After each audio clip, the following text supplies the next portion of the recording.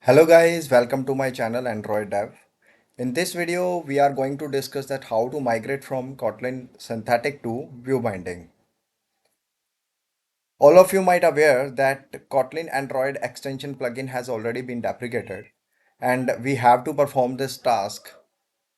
So for making this task simple, I have created a script. This script is in Kotlin. For running this script, you have to create a scratch file in Android Studio, and then you have to provide some input for your code base. So I cannot give you the complete working of this scratch file in a single video, but yes, I can give you some basic instructions that what kind of changes you have to make for running this script for your code base. Okay.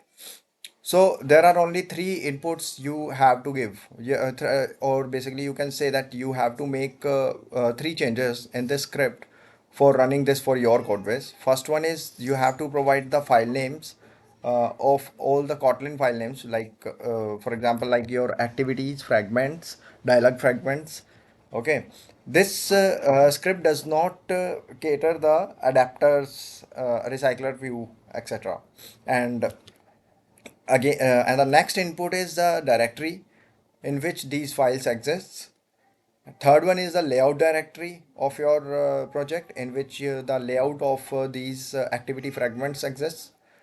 And the fourth one is the layout version 21 directory if you guys are using layout version 21. Okay. One more thing which you have to make the change, which you have to make the change is like you have to search the package over here, import statement. So basically, this script will add import statement in each file. So you have to make this change. com.example.demo. You have to replace this package name with your own project package name. Okay. So after making these changes, you are good to go for running this script. Okay. So once you will run this script will find all the occurrence of the synthetic in your own in these files and replace them with the required view binding syntaxes. Okay. And so I have created a basic project in Android for giving you a demo of this script. So once I will run this script, you will see that how this script will make the changes in my main activity and the listing fragment. Let me show you the code of listing fragment and main activity before running the script. So as you can see over here, that listing fragment is using the Kotlin synthetic over here.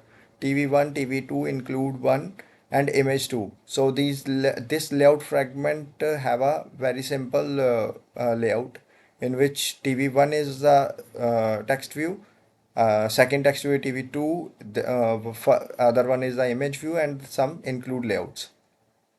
Okay. Though similarly for the main activity, this is a very small layout file.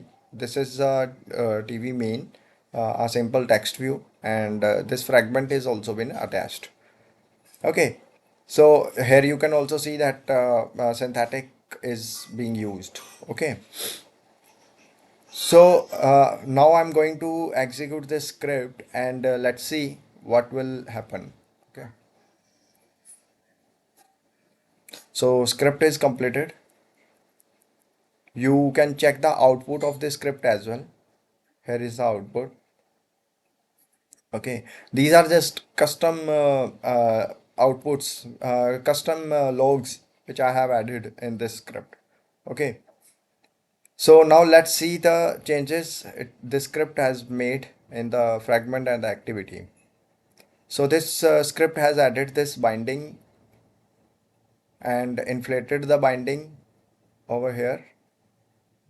And in on view created, you can see that binding.tv1, but there is some error in the script which can be resolved by the manual intervention.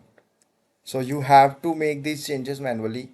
Like you can see that binding.include one is repeated two times.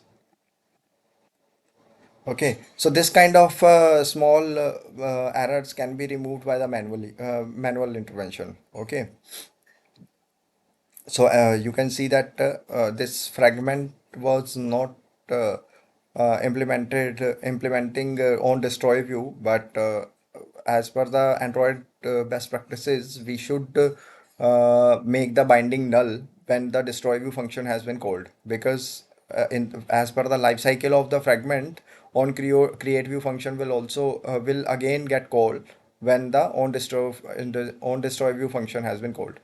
Okay, so this is done for the fragment. Now let's see what happened to the activity. So same for the activity. You can see that the binding has been declared, binding has been initialized, and content view has been set.